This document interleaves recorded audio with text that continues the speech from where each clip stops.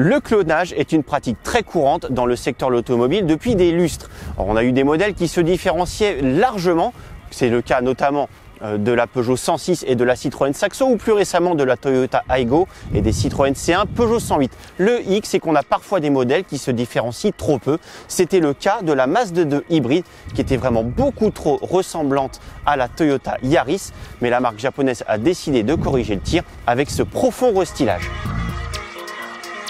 Alors sur le précédent modèle sorti en 2022, on avait seulement le logo qui changeait. Maintenant, on a une toute nouvelle calandre, une bouche typique des modèles Mazda. En revanche, les projecteurs restent ceux de la Toyota Yaris. Alors à l'arrière également, quelques changements. Bon, c'est pas la révolution, mais ça permettra de la distinguer du premier coup d'œil parce que le bandeau noir qui reliait les feux disparaît pour un élément couleur carrosserie. Côté dimension, on retrouve évidemment les mêmes codes que chez Toyota, à savoir 3,94 m de long, soit 11 cm de moins que la Renault Clio hybride, la principale rivale, avec à la clé une plus grande facilité à se garer. Pour autant, la Mazda 2 hybride ne néglige pas l'habitabilité. Alors évidemment, comme la Mazda 2 hybride dérive de la Yaris, elle est petite. Néanmoins, on a quand même un espace suffisant à l'arrière. Je fais 1,80 m, j'ai pas du tout les genoux dans les dossiers. En plus, je suis plutôt bien installé. J'ai une banquette assez creusée au niveau de l'assise comme du dossier, donc je suis plutôt bien maintenu. En revanche, il y a quelques points négatifs. Déjà, la porte, l'ouverture est trop étroite, donc ça oblige un peu à se contorsionner en entrant, ou même quand on veut installer un enfant sur son rehausseur, par exemple.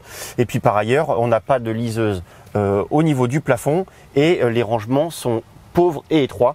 On a des bacs trop petits dans les portières et puis on manque d'une poche aumônière au dos du siège conducteur. Ça, c'est pas terrible.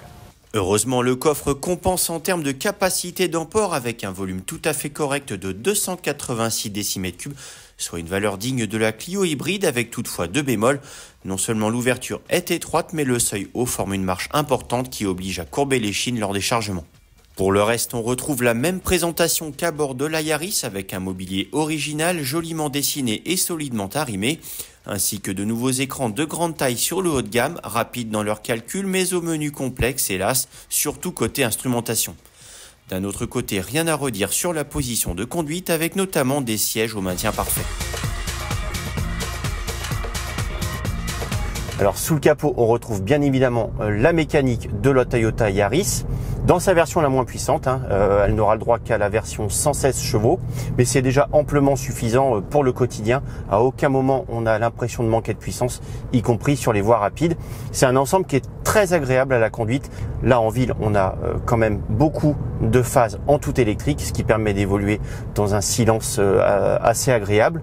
Et puis surtout, c'est un ensemble qui est très doux. On n'a évidemment pas de passage de rapport puisque le régime moteur évolue en continu en fonction des besoins en puissance. De fait, on retrouve une conduite tout à fait zen, tout aussi zen qu'à bord de la Toyota Yaris. S'agissant d'un moteur 3 cylindres, il peut être un petit peu bruyant, mais la sonorité est plutôt agréable et jamais trop assourdissante, contrairement par exemple à une Clio hybride dont le moteur 4 cylindres a tendance à hurler dans les tours. Concernant le comportement routier, rien de très passionnant. On a un véhicule qui est plutôt assez dynamique, mais sans excès, c'est pas très passionnant. D'un autre côté, c'est très doux. Et puis un comportement dynamique, c'est pas du tout ce qu'on demande à une citadine hybride. Ce qu'on veut avant tout, c'est des consommations basses, ce qu'on retrouve évidemment à bord de cette Mazda 2. En revanche, on aurait aimé un petit peu plus de confort. La suspension est assez souple, mais on a quand même quelques trépidations, quelques mouvements de caisse en détente, et ça, c'est pas toujours très agréable. Reste à savoir si la Mazda est financièrement intéressante par rapport à sa jumelle Toyota. Hélas, en misant sur l'équipement, la 2 hybride fixe le ticket d'entrée plus haut à 25 350 € tout de même. Et si l'on compare deux cœurs de gamme à environ 26 000 €, Centreline côté Mazda et Design côté Toyota, la Yaris semble un peu mieux placée avec notamment des jantes plus grandes et le système multimédia le plus perfectionné pour un tarif légèrement inférieur. De fait, la Mazda manque quelque peu d'arguments face à sa compatriote ô combien plus réputée. Ah si, elle en a un qui peut avoir son importance, une garantie de 6 ans au lieu de 3, un comble alors que ses composants sont d'origine Toyota.